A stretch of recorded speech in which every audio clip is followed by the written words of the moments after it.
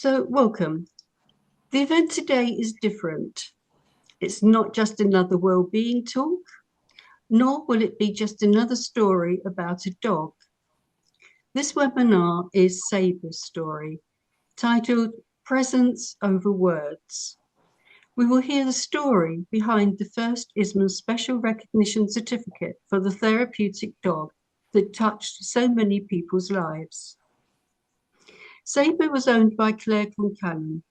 Claire's background includes training, mentoring, lecturing, and an ambassador for ISMA UK. Claire says she has always had a creative and open approach to support those experiencing stress. So when COVID-19 impacted our world of work, Claire soon identified a need and began to receive requests for walking and talking time with Sabre. Claire observed that emphasis soon shifted to walking and presence. So no need to do or fix, but just to be. And so Sabre's story begins. Claire's passion and contagious enthusiasm for dogs providing human support established her ongoing professional networking and connections, which are reflected in her current actions to support fostering. Claire's networking across the sectors linked to her like-minded people, coaches and therapists working in organisations, hospitals and community settings and the great outdoors, where in a post-COVID-19 outdoor era was then introduced to Simon Hawtrey-Waugh. Clearly the story begins with Claire and Sabre, but it was Simon Hawtrey-Waugh who encouraged Claire to advocate for Sabre's work through the ISMA Stress Management Awards in 2025. Simon is an outdoor executive coach and an expert in supporting people experiencing stress, and his office is all that the great outdoors offers. Simon says that Sabre's work as a therapeutic dog revealed something both simple and profound about the value of presence over words. We look forward to discovering more as the conversation proceeds, but please extend a warm welcome to Claire and Simon for this initiative. We also extend that welcome to their invited guests. For in the audience today, we welcome some of Sabre's mentees and a dog behavioural expert, coach and author, Karen Brooks. We are privileged that Karen will help us understand the interrelationship between dog behaviour and helping people experiencing stress. Karen will be pleased to answer questions at times guided by Claire and Emma. Welcome, Karen, and thank you for being here today. Thank you.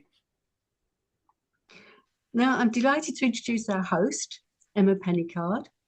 Emma is one of ISMA's ambassadors, and Emma will lead the conversation through the lens of individual performances under pressure and the cost of organisations getting support wrong. For as Sabre's work demonstrates, words are not always enough. So welcome all, and thank you, Emma. I now hand over to you. Thank you so much, Maggie, for the warm welcome, and a very warm welcome to everyone joining us for this webinar. Whether you're joining us live today or you're watching the recording, it's really great to have you join us today. So this, as Maggie said, is an interactive webinar, and we really welcome your thoughts in the chat. Please add in any photos of your animals and also add in any questions that you have as we go through. We'll come to questions if we can during the session, but if not, we've got a nice bit of time scheduled at the end for a Q&A. So please pop things in as you come to it, but also chat with yourselves amongst, within the chat as well, because we welcome everyone's thoughts and anything that you'd like to share on the subject. So as we heard there from Maggie, today's session is about an amazing therapy dog, and yet it's also about something even bigger. It's about something that we recognise is absent in modern organisational life: the ability to create calm, psychological safety and thinking space in moments of pressure. And at the centre of this story is Sabre. a therapy dog, and the first animal to be recognised by the International Stress Management Association with the Special Achievement Award that was awarded in November 2025. First of all, I'd just like to come briefly to Simon to ask you if you could share with us, Simon, how Sabre's nomination came about. Yeah, thank you, Emma. I experienced it. So I met Claire, and we have a lot in common around the work we do, but also as carers. We've both had a lot of experience as carers, and it was really on a walk with Claire, and we were sharing our tales of care and what works and what doesn't work, and Sabre was with us. And he's an amazing dog. He has a sort of indifferent presence in a good sense. He was a big Alsatian, so physically had a lot of presence.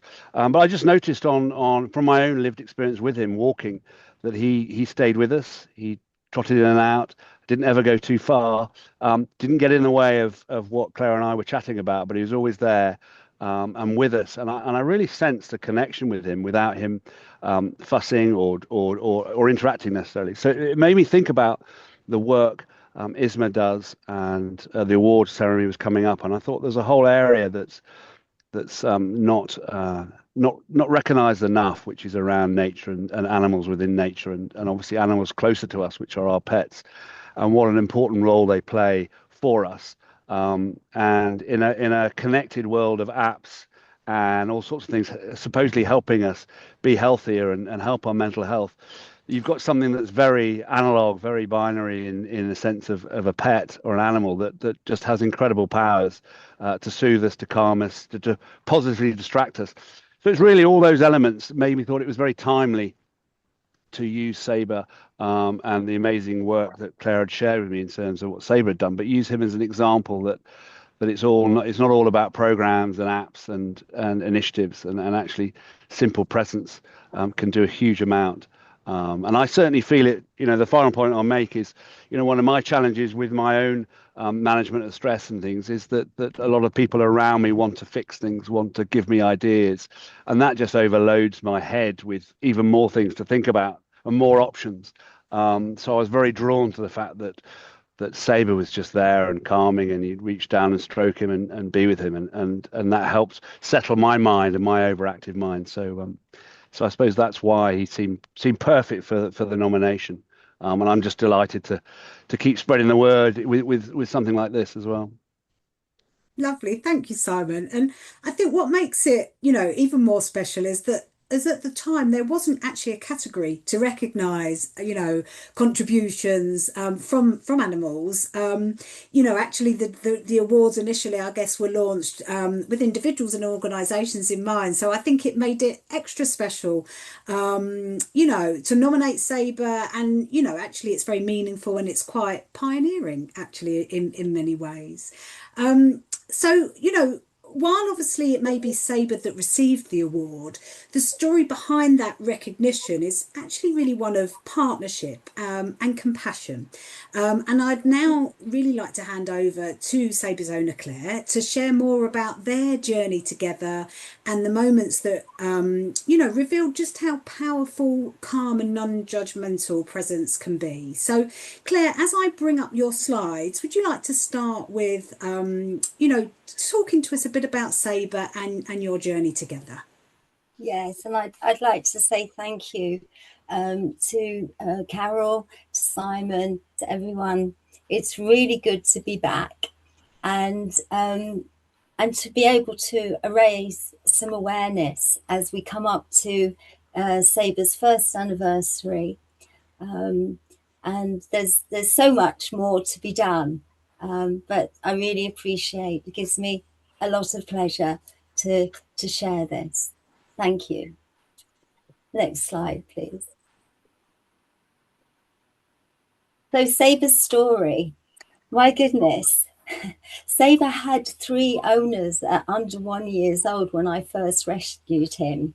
And his kennel name was actually Charlie Cha-Cha-Cha. And he led us a merry, merry dance. Next slide, please. So I had an 11-month-old who was the naughtiest shepherd I'd rescued, and I'd rescued about 5.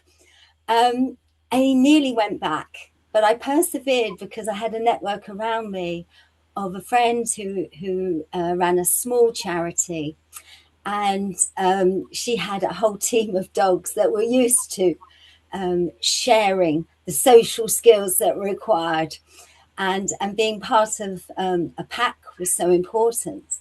And very, very quickly, with those other, if you like, peer mentors and a bit of training for me, and it's always a worry, who trains the trainer? I think I needed the most training.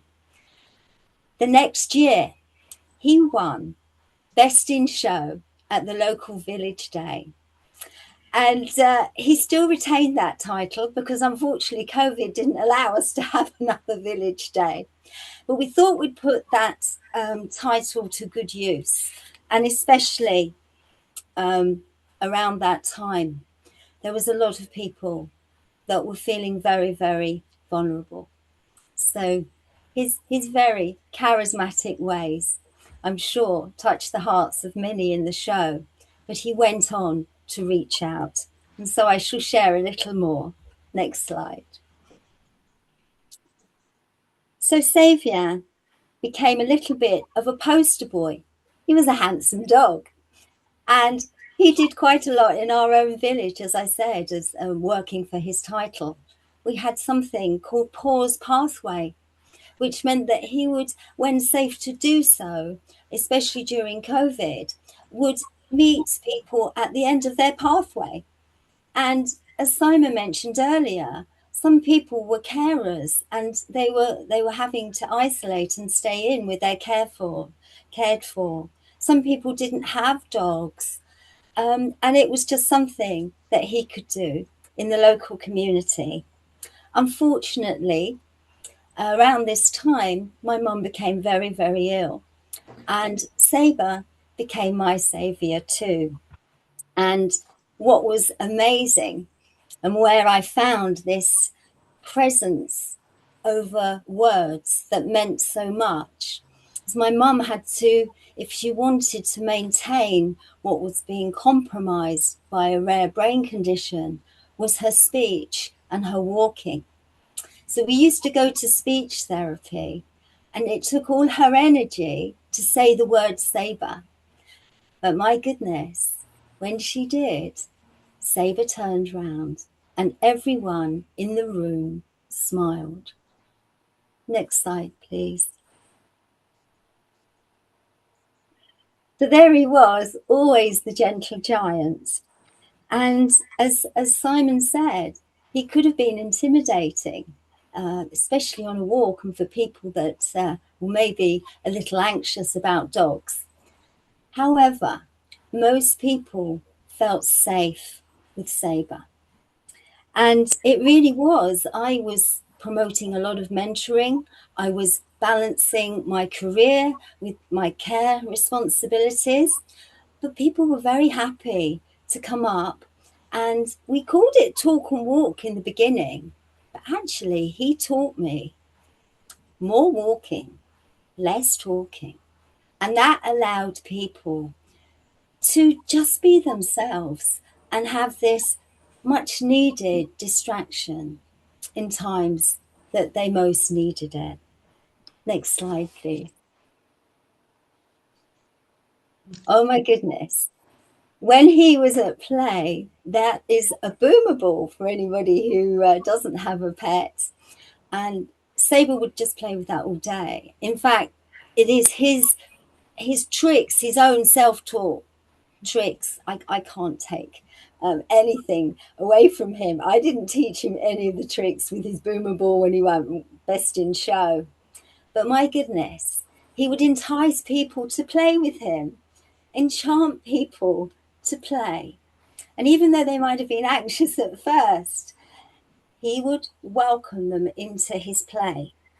And he taught me so much. And I just wonder, how often do we allow ourselves to smile and have laughter, maybe childish laughter even?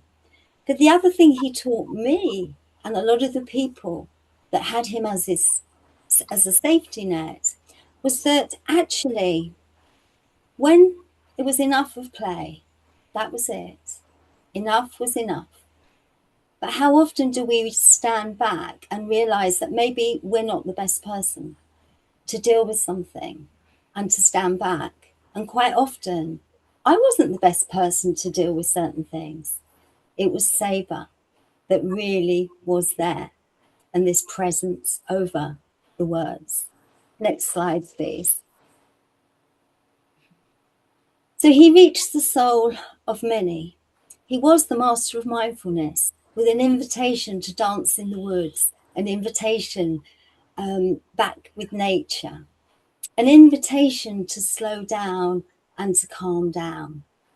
And he reached out to people in the community, in homes, in hospices, people who were trying to return to work and needed some rehabilitation.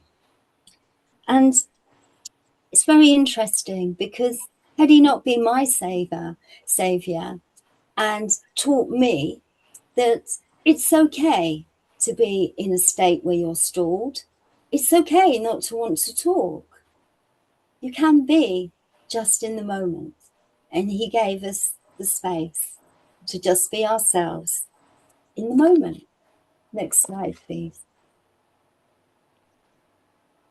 So he provided lots of everlasting, magical moments. And I'm sure with all these wonderful dogs and animals we have with us today, and cats and sheep, that, and of course it's not just dogs, it's wild animals and nature. And there's a lot of work with horses. But it's really, really important that we recognise the good work that is done and share this work, because it is the little things, the little moments, actually, that aren't little. Next slide, please. So there we go. Sabre had a claim to fame. A friend of mine took a lot of these pictures, and one of them was Sabre actually mirroring me on a Sunday afternoon. And that paper got to the Daily Mail. And I think we could all just maybe take a moment to think about how animals have enriched our lives, because the reality is, unfortunately, the Health Foundation recently shared some statistics that it's now around our early 60s that we will get the impact of illnesses and conditions that will actually affect us for the rest of our lives. So we're going to need assistance animals. So let's just take a moment. Let's just take the silence to just reflect.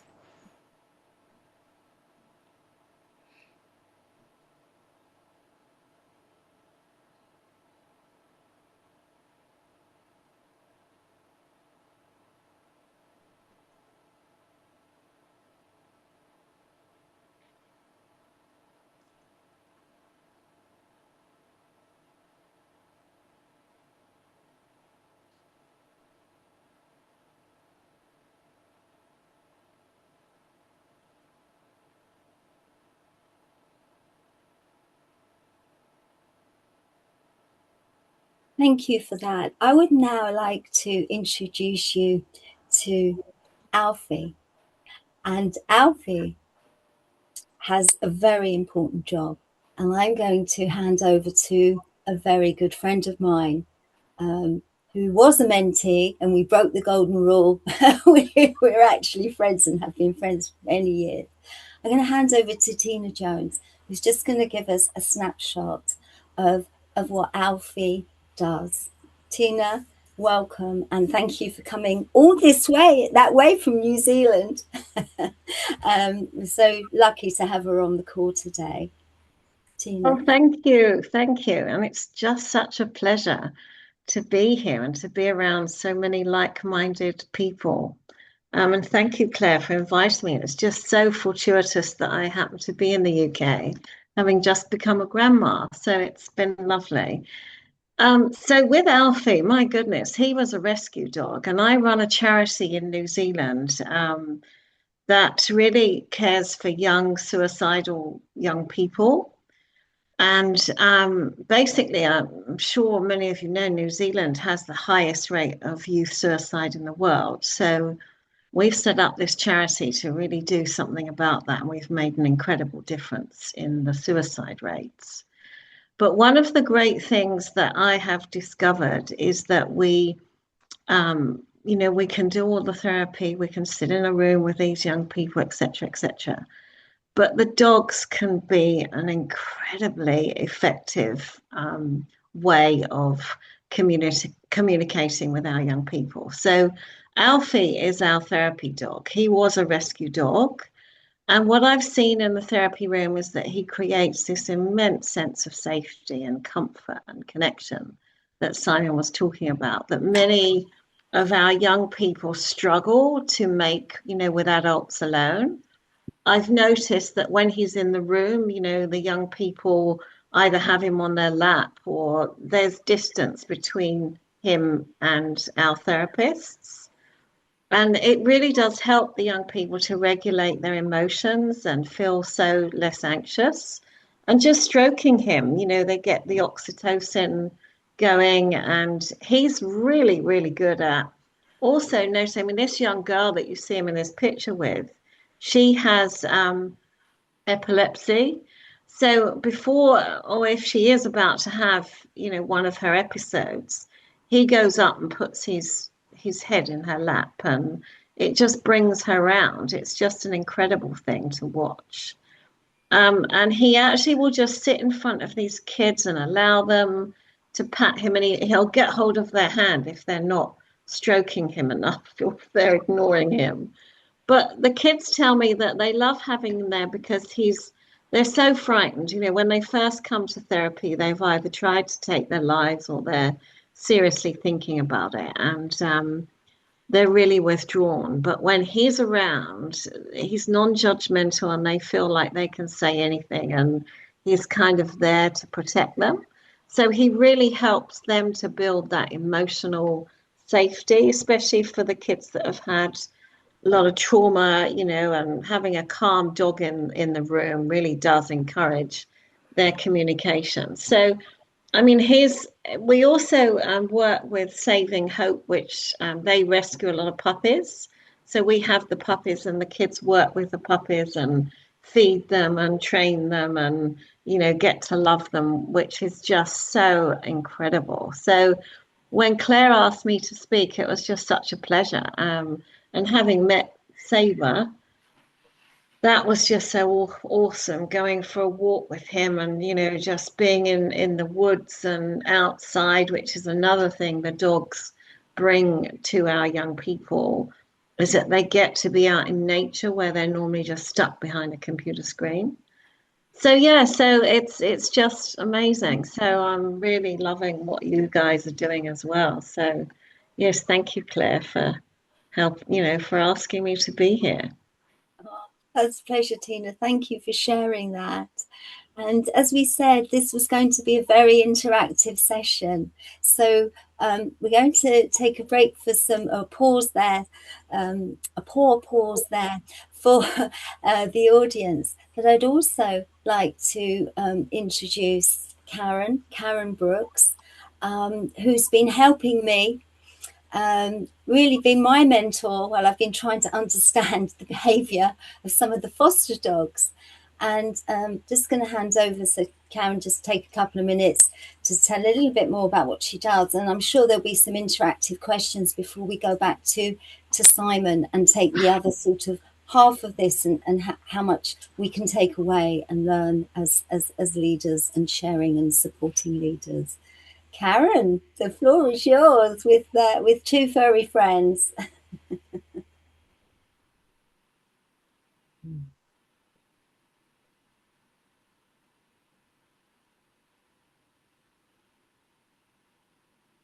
Well, maybe we can start some questions and Karen can join us. Yeah. Yeah, I think we can't hear you at the moment. We'll come back to Karen in a moment. Yeah. Maybe did you want to mention about this, Yes, Claire? that's really lovely. Yes, so we really would encourage that everybody takes away just maybe one thing for themselves, for somebody that they know. But we thought, well, look what's coming up just at June, around the corner. There are lots of charities. One charity, I know this end is All Dogs Matter. They're involved. You'll find that partnership charities all over the UK are involved with this initiative.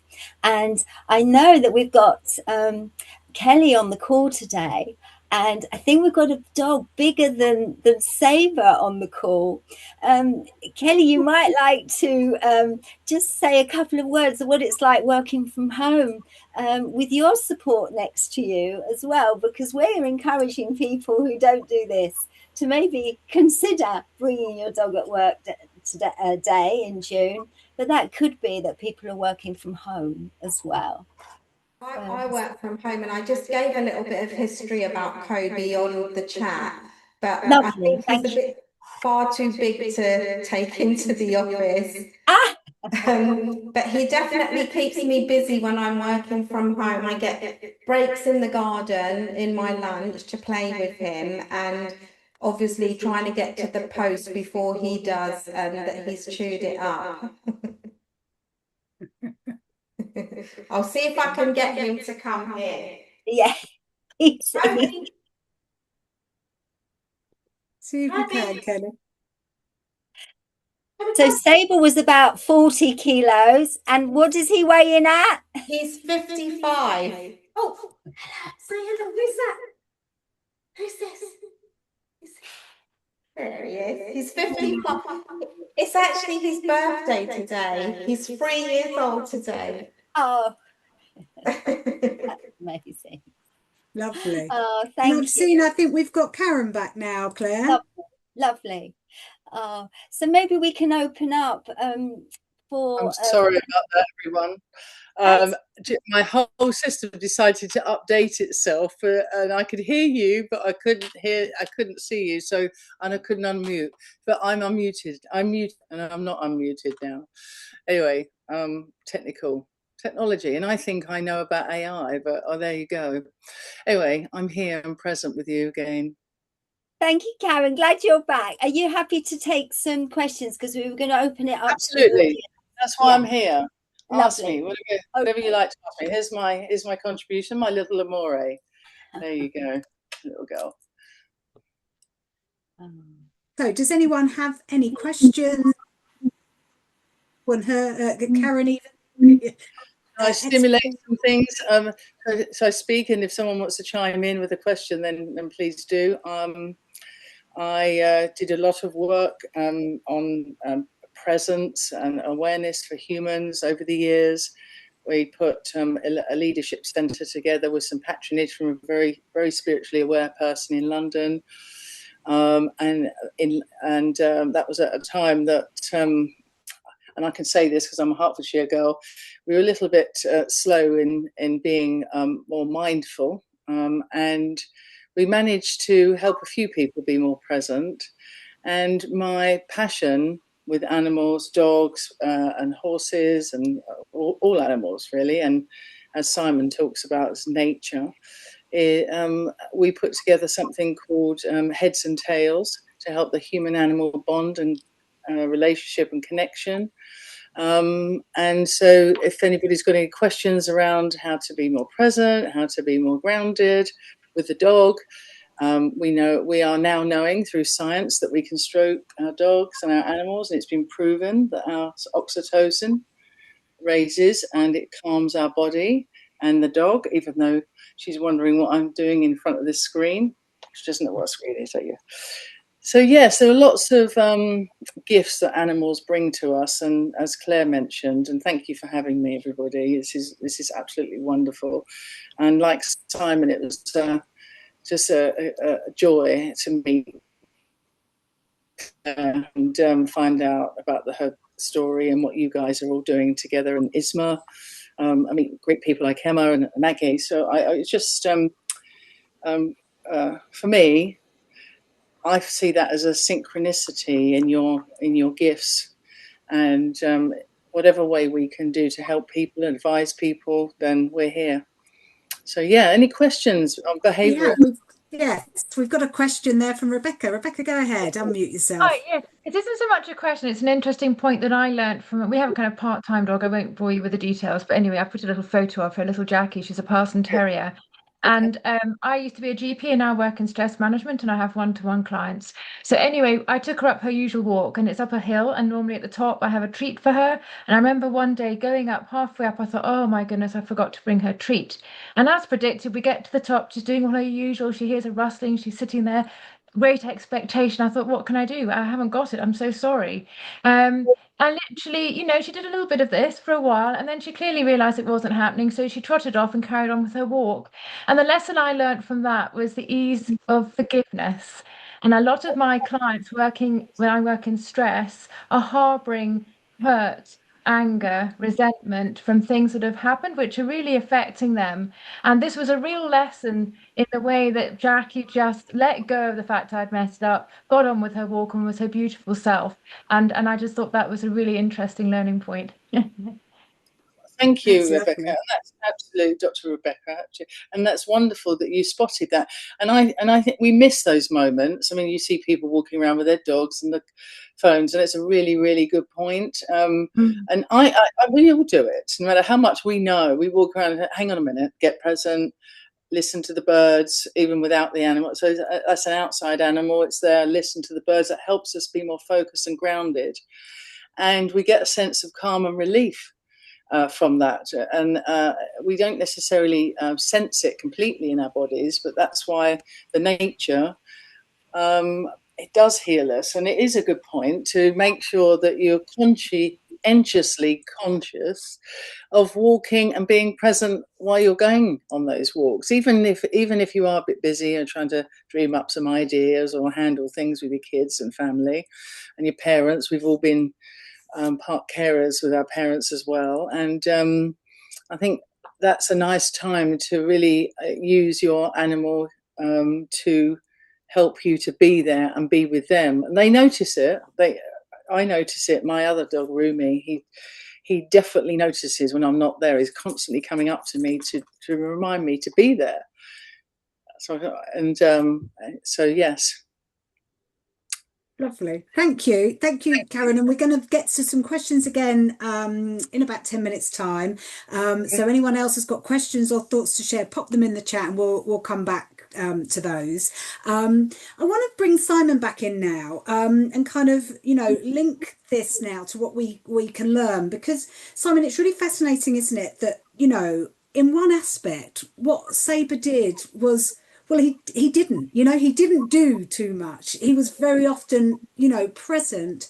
And it makes me think, well, what can we learn, as humans, but actually also as leaders and within organisations? What can we learn, from, Sabre and pet therapy dogs? How can we bring that into our business?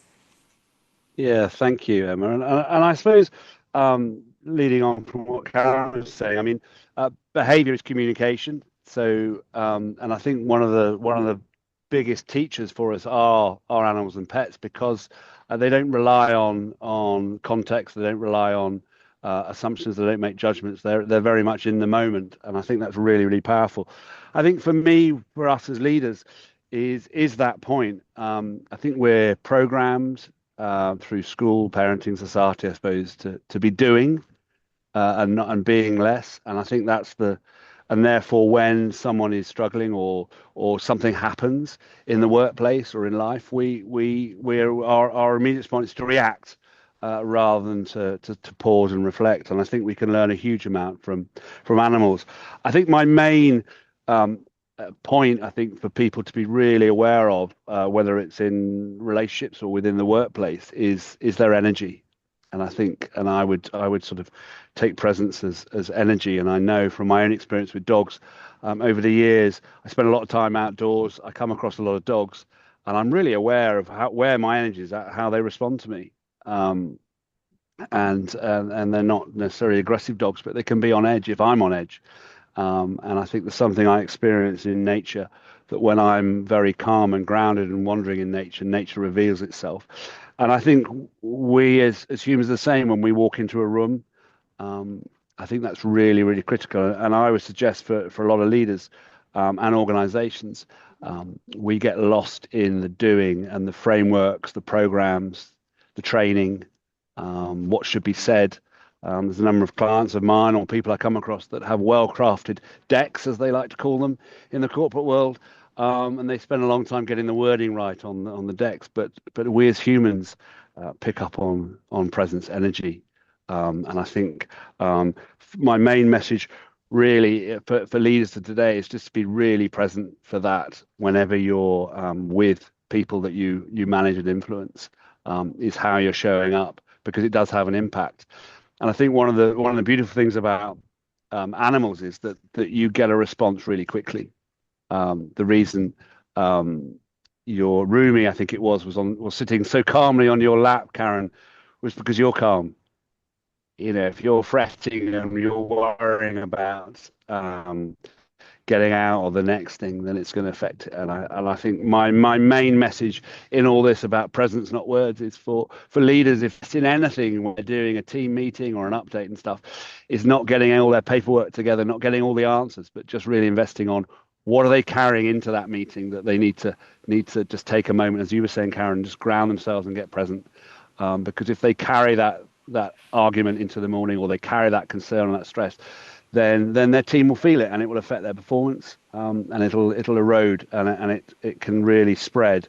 And I just think my final word is behavior is communication, and animals are a fantastic teacher for us in terms of when we're really present with them, and we're really when our energy is in the right place and we're not distracted and we're not thinking about it, we feel it, and they feel it. And I think they obviously, those that understand dogs will know more than me in terms of how many thousands of times they can smell differently, they can pick up things, they're more attuned. But we as humans are still attuned, we just haven't tapped into that. But at some point, and I think leaders today could invest way more time in how they show up than rather than crafting what they say. And I think for me, Sabre and this whole, what we're trying to communicate here is just reiterates that the animals teach us so much in terms of how we can show up. Yeah, because I think, and you touched on this at the beginning, Simon, like as humans, and maybe particular people in leadership roles, often kind of feel that need to step in and fix or advise or provide answers to people. And actually, I sometimes think people can feel really uncomfortable if they don't feel like they're doing something, can't they? But what you're saying actually is sometimes it is around that less is more, that energy, grounding ourselves and creating that space for people where we're present with them, we're listening to them.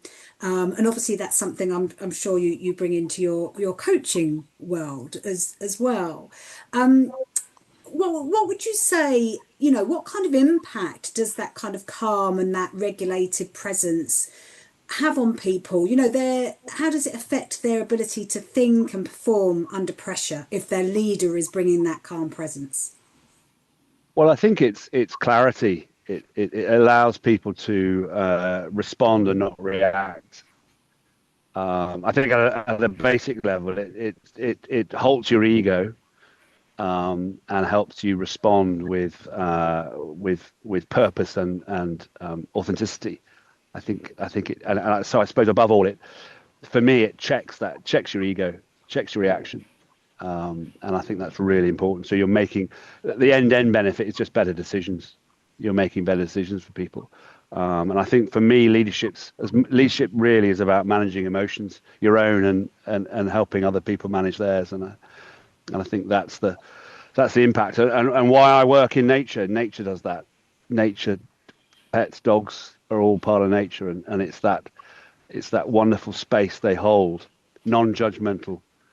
Space that we all need, because there is so much fixing and judgment out there, that it's really important. I think, and as leaders, that's for me a huge gift you can give your team and your people is that safe space that I think a number of you spoke about earlier that the pets provide. Yeah, absolutely. Lovely. Thank you.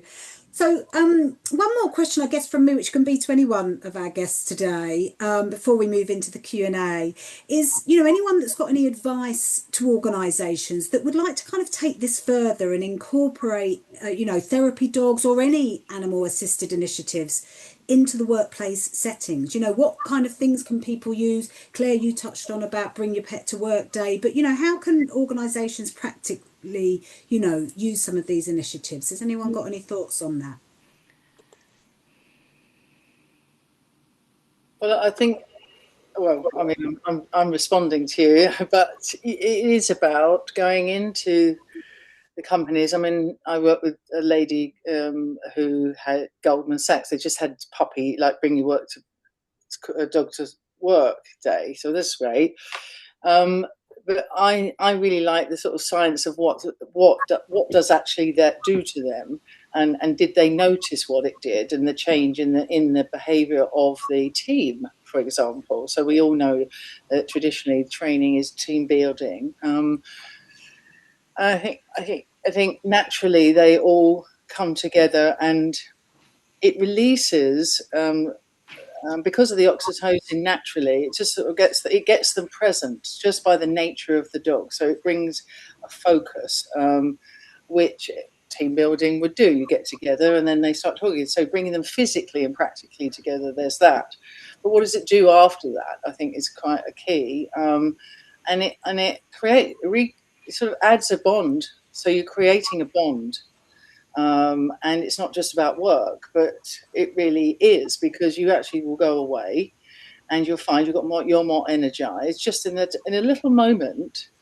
That 1/10 of a second can make you just regain energy, and then you go back to work and sit at your desk and you say, oh, what you've done is go to the coffee moment or the dog moment, and you've come back and you've got up, walked away, and had that moment, and you had a sense of joy and happiness within seconds. And so that second, and you add that to, say, you've got a 15-minute window with your team members, then you just sort of freed yourself up, shaken yourself off, dusted yourself off, just like the dogs do when they come out of the water, and you've dusted all that problems thing and everything, and you've got present, and then you go back to work again.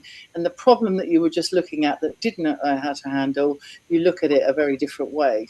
And I like, there's a Wayne Dyer quote, Simon, that you were talking about changing your beingness, and I work like the state of being. And he said, if you change the way you look at things, what you look at changes. I mean, he's passed away now, but and I think just having these moments is very important from a life perspective, business perspective, whatever it is that we're having to handle. A mother at home will know that, because we have a lot of mothers bring the dogs, and they need that freedom after they've dropped the kids off.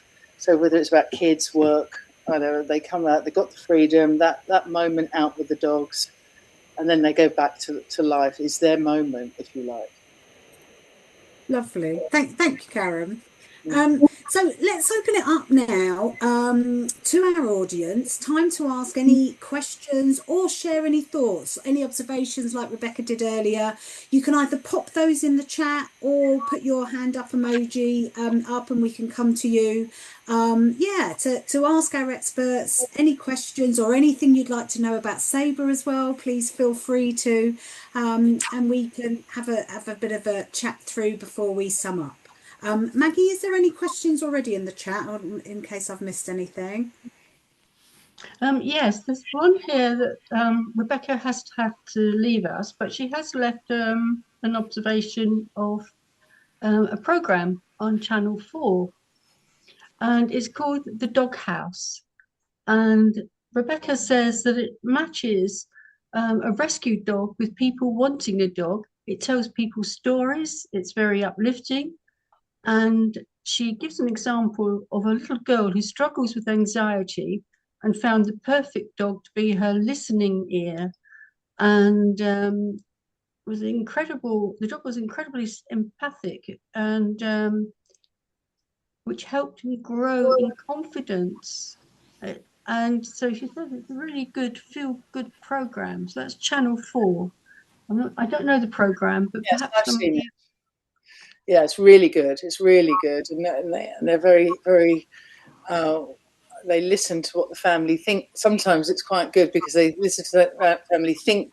And Claire and I have been talking about this. You think you know what you want it from a dog, but actually, they will give you to look at a dog that you think you want. But then sometimes another dog, once they work out the behaviour and the family dynamic, they find you the dog that's more appropriate to you, and they say, "Oh my goodness," and they have their revelation that way. And Claire and I were having a good conversation about this the other day.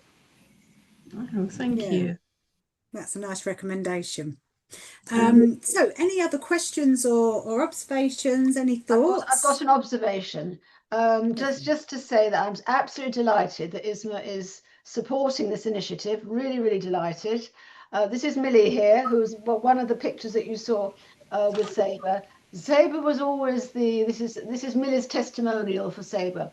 Always a friend, always a gentle giant. And they used to get on so very, very well together, which was quite amazing because she's so tiny and he was so huge, but never worried her in the slightest. And he was a unique animal, absolutely unique in so many different ways, and obviously devastated when he died. But I think he's left his mark, he's left behind his legacy, and I think that's the most important thing. He's actually brought about this particular program, this initiative, and long may it continue. So it's just really, ISMA are delighted to support the initiative and are really pleased with the opportunity. And goodbye from Millie. Oh, thank you. Really lovely. And she's got a good girl. She sat on your lap the whole time, Carol, hasn't she? No. I've just picked her up. Oh, did she go off again? She went I off came again. back and there she was again. Right. Absolutely right. Well, I think it would be lovely now to kind of sum up, the key takeaways from today. So maybe we can come to you, Claire, and what are the key takeaways you'd like everyone to take today from this session? Yeah, well, I realise they'll be very individual. But one of the questions I had, someone who couldn't be here today, was, if they had a member of staff that was struggling, how could they signpost them to some sort of assistance, out of work? But of course, that would enable them to work. And you may or may not be aware of assistancedogs.org.uk. And that will list all the charities and all the support of animals that's available. Although, of course, you could also rescue a dog. And some of the, Battersea, I know, Battersea are renowned for actually assessing the dogs. There was a puppy recently, earlier this year, called Chili. And Chili went through an assessment program, and they found that Chili was actually her instincts were so good that the assistance dogs, some of the charities, wanted her, and this was to help to develop vaccines to actually mean, and this was for cystic fibrosis. So she was a medical alert dog is one side of it, but the other side is actually on the vaccines. And so it's signposting people. For some people, I went for a walk the other day, an open day in a local reservoir, and it's they only have open days. You pay a small amount to be able to go to this nature reserve. And I said to them, "Do you have any corporate membership?" And they said no, or community. And I think sometimes, we get a banana for lunch, and a corporate gym membership as a benefit. But why not think about the other benefits? That's my take on this. Let's all do something, because I will continue the work that I did with Sabre, and I know that everyone else will do it in their own way. But I'd love to hear what you might be doing. Yeah, really lovely, Claire. Thank you. Widening that reach, definitely. If we can do that through organisations, I think that would be amazing. Simon, what are the key takeaways from you? Yeah, two things really. One is Derby University did some research that teenagers take 20 years to get back to nature. And I think there's something linked to what Claire just said. I think all of us, and I sort of encouraged those on the call, and something Karen mentioned, that introducing people to pets, to animals, to nature, helps reopen that pathway, reopen that connection. And it's lasting. And I suppose so. So the 2 points I've got really in summing up: one is a call to action: share your experience on this call, share when you're out and about with your dogs, with your pets, because every time is an opportunity to get people to reconnect and open that pathway for them to find that resource themselves. And I certainly experience it in my own way with nature, that people just need the handheld and reintroduced to what we did as kids with nature and pets, and then we're away. So that's it. And the last point I'll make is a question for you all, which is just to think on what do people experience when they sit with you. So just have that in your mind, and have that when you're talking to people around you in your spheres. What get other people to reflect on. What do people experience when they sit with you? I've seen all of you with your pets on this call, and it's just lovely seeing that connection and that bond and that energy. And I think that's the presence. And so I encourage you just to reflect on yourselves, and then encourage others that it's how we experience each other, not necessarily what we're saying. Lovely. Thank you, Simon. Something for us all to definitely reflect on there. So as we close today, I think, what Sabre's story has really highlighted is that, presence really does matter much more than we think. And particularly in moments of stress and overwhelm, people don't always need more advice or solutions or urgency. In fact, even as coaches, we learn that, people aren't broken. They don't come to us to be fixed. They just need that calm and psychological space to be able to think again and to be able to maybe think differently. So I think it's an important reflection for all of us in leadership and well-being, and in organisations, to think about how we show up under pressure, and how that shapes the experience and performance for those around us. So really huge thank you to Claire and Simon, but also for Tina and Karen, but everyone's interaction as well. Everyone's been a great part of this webinar today, sharing their pictures and their reflections. So it's been lovely to read all of those and see those. I'm just going to hand back to Maggie now. You can maybe tell us when the next ISMA webinar is for us all to look forward to. Over to you, Maggie.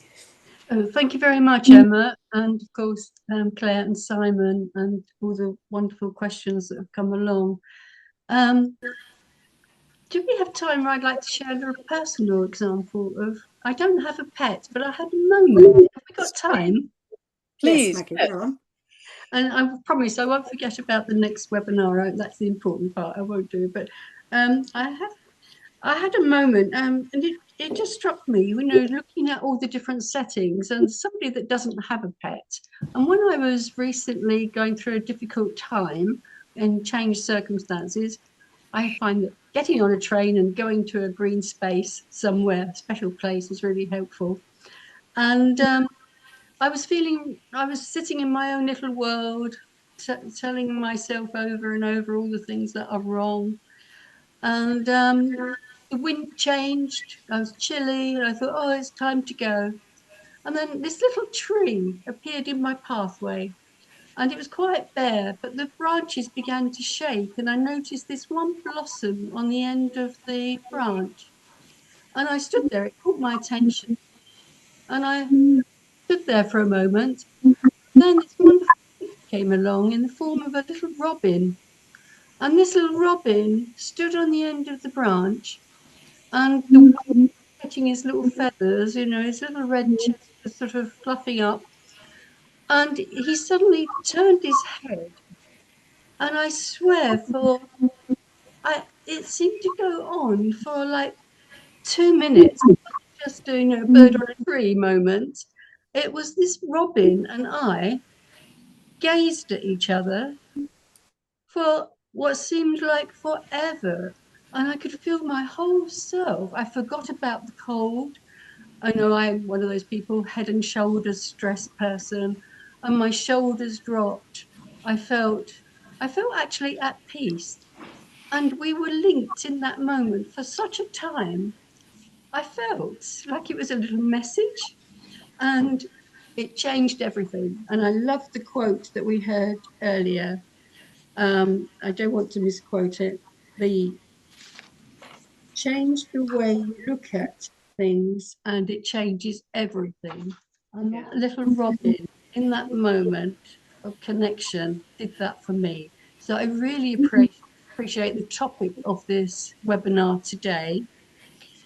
And I'm where I don't want to overtalk, because that's one of the things, but the next webinar that ISMA, excuse me, are offering is on June the 22nd.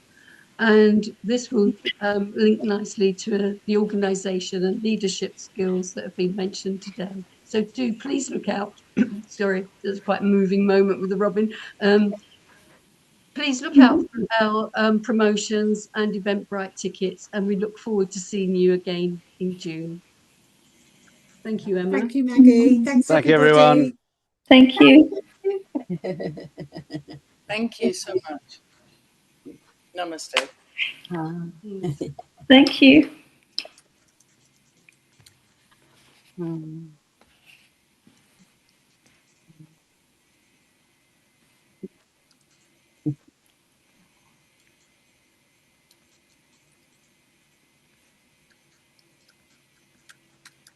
not leaving. No one wants to leave, do they? We like it so much. We're staying present. Who is on the call, Emma? We've still got lots of people. We have still got a few. Yeah. Well, that's good. No one wants to leave, you see. That's how good it was. Thank you. Thank you. Well, that's nice. People don't have to leave. Where are you based, Emma? I'm in Maidstone, so about an hour outside of London. Yeah, where are you? Not far. Hertfordshire, Rickmansworth area. Yeah. Oh, yeah. So just the other way. So yeah, not far. Far. Yeah. Far from Clare. So that's